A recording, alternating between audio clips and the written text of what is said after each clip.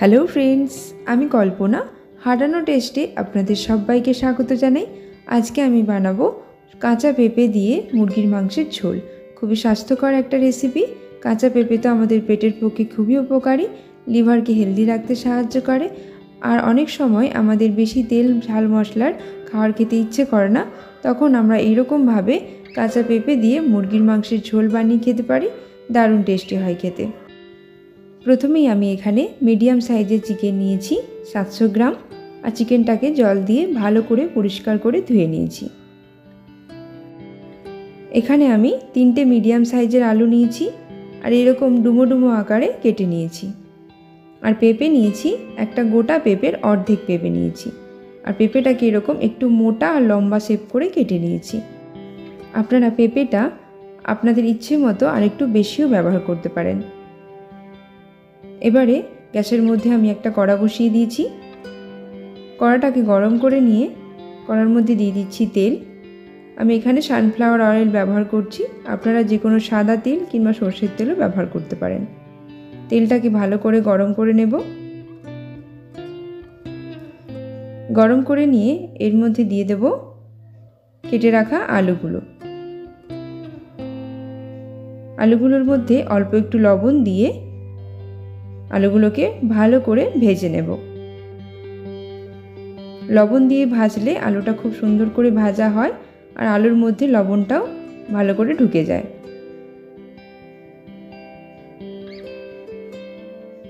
এই দেখুন, খুব সুন্দর করে আমি লাল লাল করে আলুগুলোকে ভেজে নিয়েছি।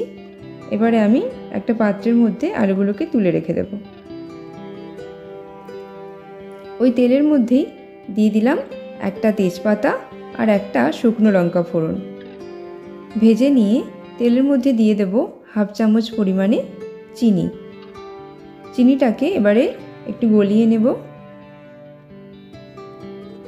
চিনি দিলে তরকারির কালারটা খুব সুন্দর হয়, তাই এখানে আমি চিনি দিলাম। চিনিটা গলে যাওয়ার পর তেলের মধ্যে দিয়ে দিলাম পেঁয়াজ কুচি। আমি এখানে 5টা মিডিয়াম সাইজের পেঁয়াজ কুচিয়ে নিয়েছিলাম, সেই পেঁয়াজটা দিয়ে দিলাম।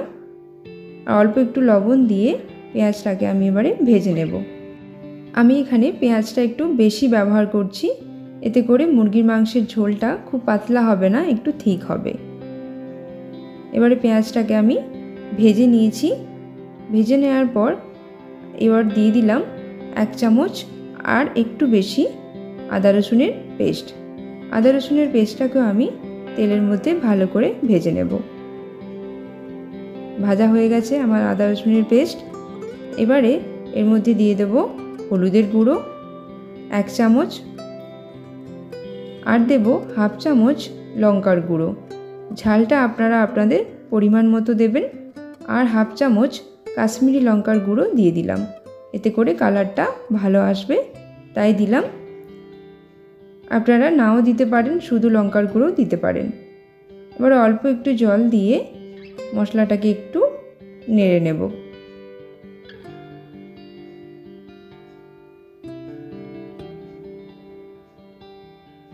হলুদ আর লঙ্কার গুঁড়োটাকে নেড়ে নিয়ে এবারে আমি এখানে দিয়ে দিলাম 2টো মিডিয়াম সাইজের টমেটো কুচি। টমেটোটাকে আমি ছোট ছোট টুকরো করে কেটে নিয়েছি। টমেটোটাকে দিয়ে আমি টমেটোটাকেও হালকা আঁচে ঢাকা দিয়ে একটু কষিয়ে নেব।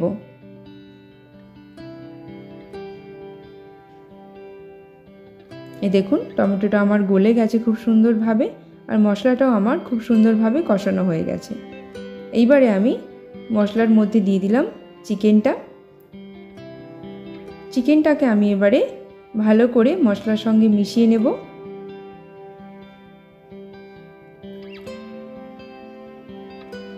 মিশিয়ে নিয়ে ঢাকা দিয়ে আমি চিকেনটাকে 10 মিনিটের মতো কষিয়ে নেব। 2 মিনিট ছাড়াই আমি ঢাকনা খুলে চিকেনটাকে নাড়িয়ে দেব, যাতে করে চিকেনটা নিচে না লেগে যায়, কড়াতে তলাতে না লেগে যায়, আর খুব সুন্দরভাবে কষানো হয়ে যায়। খুব বেশি কষাবো না, 10 মিনিটের মতো কষিয়ে নেব। চিকেনটা আমার কষানো হয়ে গেছে।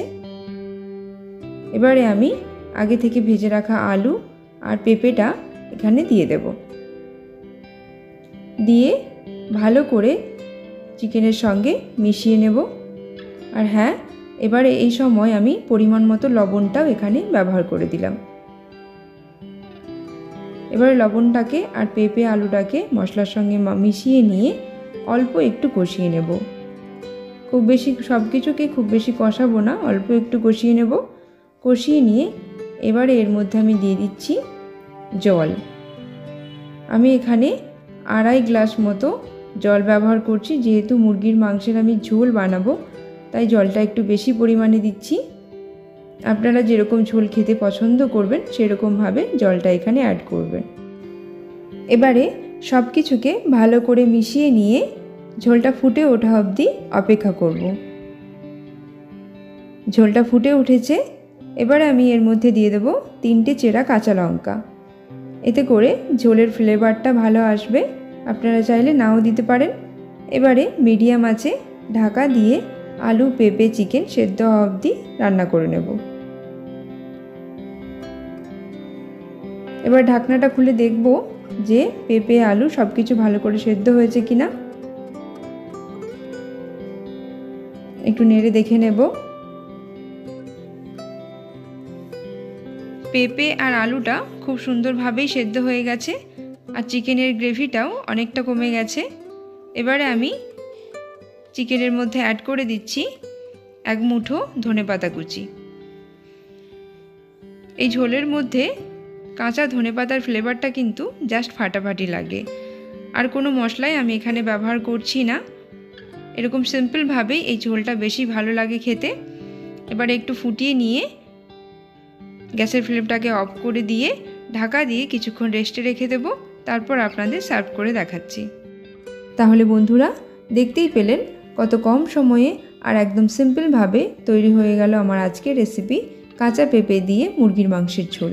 এইরকম গরম গরম ঝোল দিয়ে গরম ভাত কিংবা রুটি খেতে কিন্তু দারুণ লাগে। আর এরকমভাবে মুরগির মাংসের ঝোল বানিয়ে খেলে হজম করতে কোনো অসুবিধে হয় না, খুব তাড়াতাড়ি হজম হয়ে যায়। আর পেট ভালো থাকলে শরীর এবং মন দুটোই ভালো থাকে। আমার আজকের এই সিম্পল রেসিপি আপনাদের কেমন লেগেছে প্লিজ সেটা কমেন্টে লিখে জানাবেন।